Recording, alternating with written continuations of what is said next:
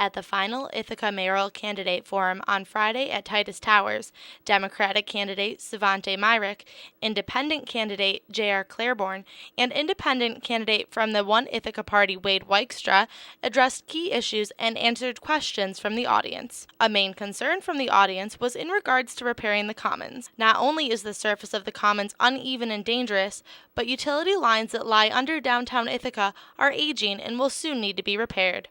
The argument is that if the city were to tear up the commons to repair the utility lines, it would be wise to reconstruct the entire area. The city has this estimated at a $10 million cost. The candidates each took time during the panel to address this issue. Right now, the built environment on the commons isn't working. It's not ideal. It's not great. There are too many concrete planters, too many hidden spaces, not enough open sight lines, and the ground on the commons is too cracked and too uneven. Myrick realizes that it is not plausible for the City of Ithaca to fund the repairs and reconstruction. I think we've got to make sure our funding is in line first. It's going to be a $10 million project or more, and the city itself just can't afford it.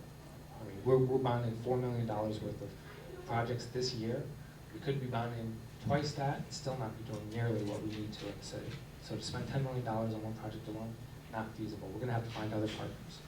People who have a vested interest in the success of the commons. I think first thing that comes to mind is the businesses themselves that are there. I think also the university and Ithaca College, Cornell University and Ithaca College, we could convince them to invest.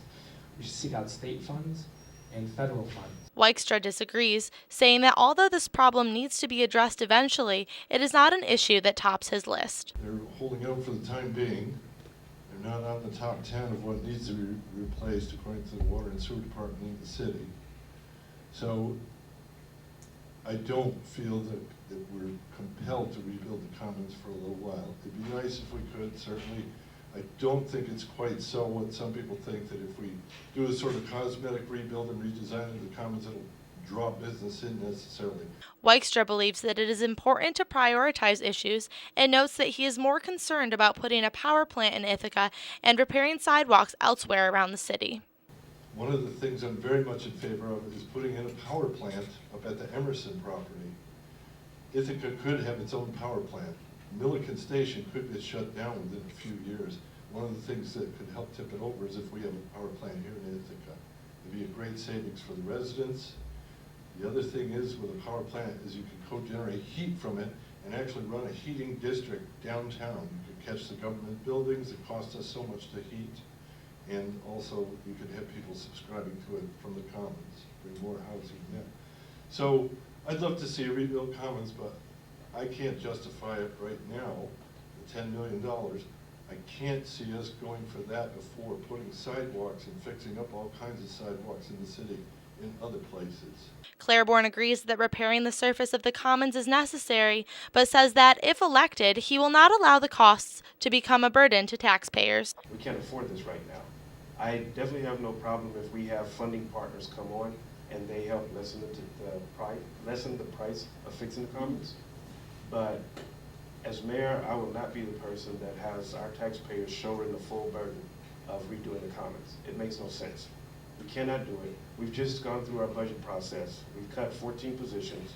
All of our departments have had to scale back so much that they've almost have no training budgets. We've had all of these different things happen. We have people who are figuring out, we have departments who are figuring out how to do more with less. They're trying to figure out how they can stretch their times at the same time cut back the services that they're offering. So we don't have the money right now to invest in something that's already working.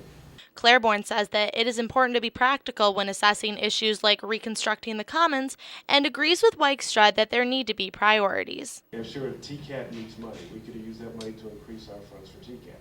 And that's one of the things about being the mayor, is that you really have to be able to look at all these competing priorities. Everybody's priority is top priority, but there's only one pocket that we all have that we take our money out of. And even if you take it and have it in both pockets, it's still coming from you. So that's the important part of the mayor, is to be able to listen to all of these competing priorities, really try and figure out where are the points of commonality, and then figure out where is it that we can get the community to be in agreement on. Although Republican candidate Janice Kelly was not at the forum on Friday, she has said that the utility lines under the Commons can withstand for another 50 years. Myrick, however, says that although when first installed, the lines were predicted to last for 100 years, they could and may fail at any moment. I think the soonest we'll see it happen is maybe 2014. But again, that depends on, first, the health and the structure of the utilities underneath and if they hold out, and financing. As poll results are rolling in, the restructuring of the Commons is one of the major issues that residents are basing their votes on. On the Commons, Ayla Ferrone, Newswatch 16.